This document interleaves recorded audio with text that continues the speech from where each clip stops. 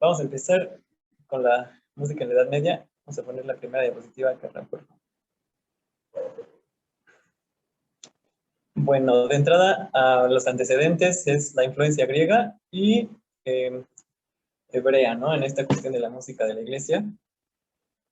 La cultura griega ya tenía avances significativos en cuestión musical e instrumental. Entonces, sin embargo, se hereda la filosofía de la música, que es esta cuestión del sistema ordenado, la música, la relación con la naturaleza y el universo, que al mismo tiempo influye en el ser humano, ¿no? Esto le llamamos la doctrina ética de la música. Y también, bueno, la teoría musical con base científica que desarrollan los griegos, que es principalmente la teoría modal, aunque no era del todo entendida en los inicios, ¿no? Y de la cultura hebrea se desarrolló, heredó principalmente el ritual, que era básicamente la recreación de la última cena, y en segundo lugar, la tradición del canto de las lecturas de la Biblia, canto de los salmos, que se hacía en las sinagogas, ¿no? Este hecho principalmente se le atribuye a San Ambrosio, junto a la creación de los primeros salmos, los primeros signos latinos en la iglesia. Los primeros años para los cristianos fueron difíciles, por las persecuciones que sufrían, hasta el año 313, con el Edicto de Milán, promulgado por Constantino, que marcó apertura y tolerancia para todas las religiones del imperio, y posteriormente con el emperador Teodosio I, en el Edicto de Tesalónica, en el año 380, ya fue que se declaró el cristianismo como religión oficial. Y bueno, vamos a la siguiente diapositiva, exacto. Después, un año después de la muerte de Teodosio, el imperio se vuelve a dividir y queda como, aquí se muestra en el mapa, Roma Occidental, el Imperio Romano de Occidente y de Oriente, ¿no? Después vino lo que fue la invasión de las tribus germanas, que se distribuyeron a lo largo del occidente europeo. Y bueno, vamos a la siguiente diapositiva. En las zonas de mayor influencia, las zonas más importantes, fueron desarrollando ritos propios a partir de, claro, de un núcleo común en la iglesia primitiva, y al mismo tiempo se fueron desarrollando distintos repertorios musicales que compartían características, ¿no? Esta situación de que empezaban a surgir diferentes ritos, de acuerdo incluso a gustos, ¿no? A preferencias locales, creaba una constante necesidad de unificar y estandarizar los diferentes ritos para evitar precisamente abusos y herejías. Bueno, vamos a la siguiente diapositiva. Las primeras liturgias, los repertorios cristianos pregregorianos, o sea, no todo el tiempo fue gregoriano, ¿no? En los inicios del canto de la iglesia. En Oriente, en la parte de Oriente, tenemos la liturgia bizantina, que, bueno, esa perduró a través del tiempo, todavía en la iglesia ortodoxa griega, y queda todavía hasta la actualidad, ¿no? Y en la parte de Occidente, la liturgia principal fue la romana, denominado canto viejo romano, refleja la tradición propia de Roma, y fue, bueno, el punto de partida para el canto gregoriano. Tenemos también el canto ambrosiano, que toma el nombre de San Ambrosio, obispo de Milán. Este canto todavía sobrevive en la arquidiócesis de Milán. Tenemos el canto galicano, que se practicaba en Galia, donde se impuso posteriormente el rito romano, pero permanecieron muchos de sus rasgos en el canto gregoriano. También el canto mozárabe en la península ibérica, que se mantuvo hasta el siglo XI, cuando llegó la liturgia romana. De este repertorio se conservan únicamente 21 cantos, porque se transcribieron posteriormente con una notación ahora entendible para nosotros. Y sabemos que una característica de este repertorio es que había melismas. Sí, se llegaba a cantar una sílaba del texto hasta con 200 notas diferentes. Tenemos también, bueno, el canto celta en Irlanda, Escocia, partes de Inglaterra, que se extendió hasta Europa Central. De este repertorio no se conserva ningún códice de connotación musical, únicamente textos. Bueno, las liturgias en Europa eran muchas y eran muy variadas. En este tiempo, la transmisión del repertorio era esencialmente oral, no había manera de interpretar la música sin haberla aprendido de oído. Y los textos escritos que había de la música, con neumas, eran recursos fundamentalmente mnemotécnicos, ¿no? Se requería de la memoria para poderla ejecutar, o sea, y eran, para darse nada más una idea, ¿no? Después, ahora vamos a ver la unificación del repertorio gregoriano, que como primeros protagonistas tuvo a Pipino el Breve, rey de los francos, Carlomagno, su hijo, y el Papa Esteban II en el siglo VIII. Fue a raíz de un encuentro que tuvo Papa Esteban con Pipino el Breve, al verse amenazado por la invasión lombarda, buscó socorro con el más poderoso de los monarcas en ese entonces de Occidente, que era Pipino el Breve, rey de los francos. Y después de esta serie de encuentros, entre ellos dos, el Papa Esteban propuso la unificación de las liturgias. La liturgia de Galia, ¿no?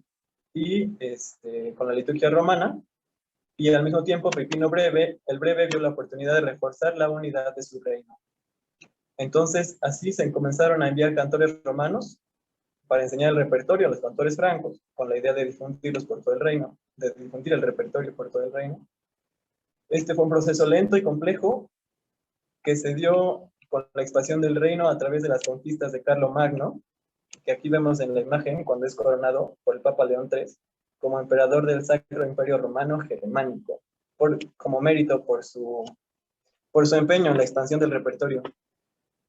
Bueno, fue un gran intercambio musical del que surgió una hibridación, ¿no? Entre el canto romano y el canto, el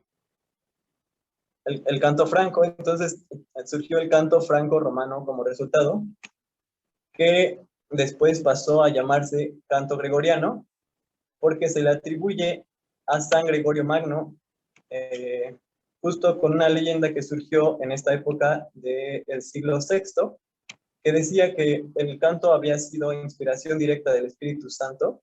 Eso viene en la siguiente diapositiva. Y esta leyenda le daba al repertorio como una aura como de antigüedad, autenticidad y origen divino, ¿no? Y esto ayudaba precisamente a su implementación por el reino. Por ahí hay algunos documentos todavía, ¿no? Donde dice que el Papa fue en realidad el autor de los cantos y se le atribuye su difusión por Europa, pero bueno, eso no es del todo cierto. Vamos, porfa, a la siguiente diapositiva. Empezamos ya con lo que es el canto gregoriano. Las características, bueno, es monódico, una sola línea melódica sin acompañamiento, a capela, tiene texto en latín y el ritmo está supeditado al texto. O sea, el texto es lo más importante. Y tiene un amplio ámbito melódico reducido. No llega a... Más bien es cómodo para cualquier persona que lo pudiera cantar en ese entonces, ¿no? Vamos a la siguiente, por favor. La manera en que se empezó a escribir el canto gregoriano, se desarrollaron los neumas, que es la primera imagen que vemos ahí. Eran básicamente líneas, signos, que trataban de dar a entender cómo se movía la melodía, ¿no? E incluso cómo se movía la mano, por ejemplo, del director, ¿no? Para ir dirigiendo los cantos.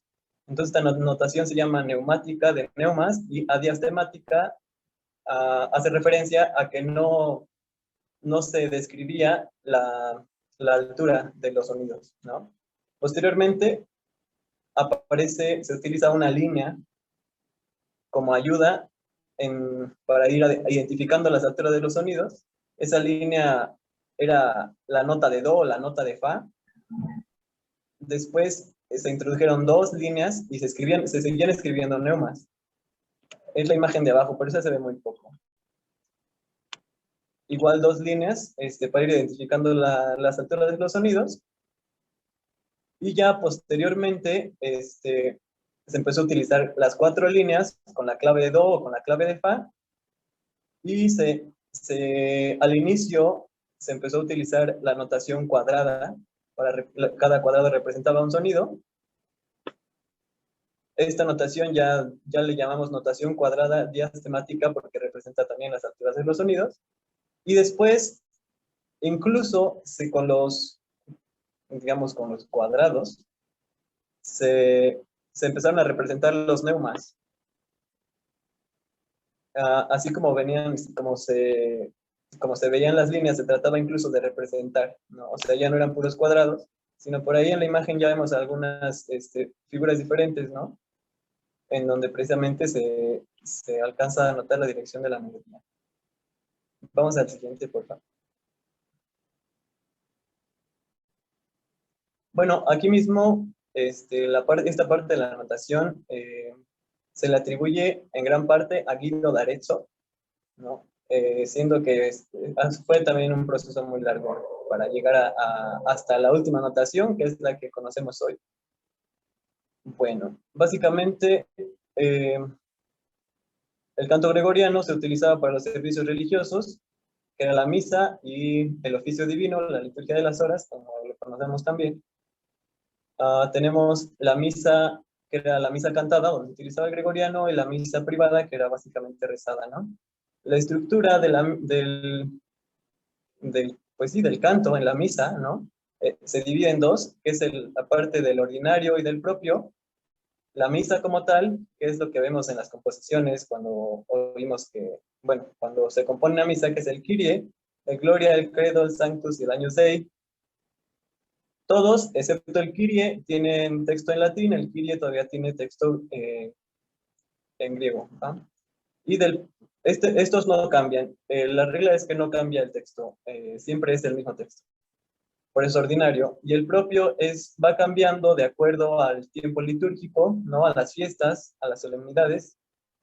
Entonces es el introito, el gradual, el aleluya, la secuencia, el ofertorio y la comunión. O sea, la entrada, el gradual, los salmos, el aleluya, la secuencia que se cantaba después del aleluya, el ofertorio y la comunión. Vamos a la siguiente diapositiva, por favor.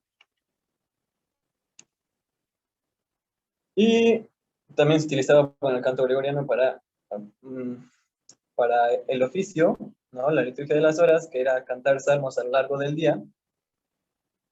Aquí se distribuyen diferentes momentos a lo largo del día para hacerla, ¿no? Desde antes del amanecer, las maitines, al amanecer laudes, bueno, y a lo largo del día es que no quiero tardarme mucho en esto, ¿no? Después, básicamente el oficio divino, la liturgia de las horas, está constituida por oraciones, cantos, salmos, himnos y letanías, ¿no? Ok, vamos a la siguiente diapositiva, por favor. Ok, tipos de canto gregoriano. Hay diferentes maneras de clasificarlo. Bíblico, no bíblico, escrito en prosa o escrito en verso. Aquí vemos algunos ejemplos con esta clasificación. Por ejemplo, los salmos son textos bíblicos, poéticos. Los himnos son textos no bíblicos, son de composición nueva, poéticos. El evangelio, bueno, es texto bíblico escrito en prosa. Las secuencias son textos no bíblicos, escritos también en prosa. Se puede clasificar el canto gregoriano también según se canta.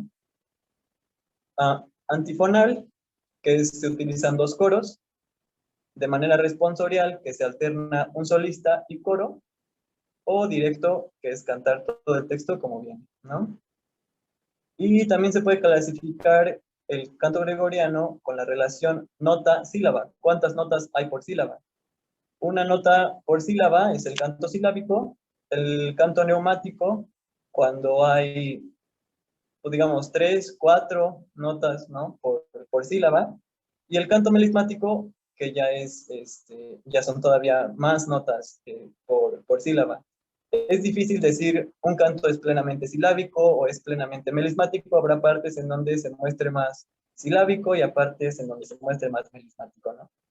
Ok, vamos a la siguiente, por favor. Y composiciones en gregoriano. También eran los tropos y las secuencias, que los tropos de plano se prohibieron en algún momento y las secuencias, bueno, todavía quedaron algunas. Era como esa necesidad de hacer cosas nuevas, ¿no? de tropar, el verbo tropar, que era embellecer el canto, que se agregaba canto, texto o música a manera de introducción para los cantos gregorianos, o se alternaban nuevas partes, nuevos textos, nueva música entre las diferentes secciones del canto. Esto era común principalmente en el canto de entrada, en el momento del ofertorio y de la comunión. Y en el del propio y del ordinario, pues en todos menos el credo, o sea, en el Kyrie, en el Gloria, en el Sanctus, en el Agnus Dei principalmente. ¿Okay? Y bueno, las secuencias eran textos de nueva composición, esencialmente melódicas, en latín, era silábico, ¿no? Una nota por sílaba, y comúnmente se utilizaba una estructura en la que la primera estrofa se hace una vez, después digamos, la melodía de la segunda estrofa se utiliza para dos textos diferentes, hay una melodía para la tercera estrofa, también se hace dos veces con dos textos diferentes, y así se va hasta la última estrofa, que nada más se canta una sola vez. Había varias maneras de ir haciendo repeticiones en las secuencias. Entonces, esto se terminó regulando, digamos que no se siguieron propagando muchas secuencias que se compusieron, y las que perduran para ahora son el Victime Paschali Laudes para la fiesta de Pascua, Laudación para Corpus Christi, Veni Sancte Spiritus para Pentecostés, y el Dies Irae para la misa de Requiem. Después, por la aceptación, bueno, una secuencia que tenía gran aceptación fue el Stabat Mater Dolorosa para la Virgen de los Dolores, que posteriormente también se aceptó. Listo.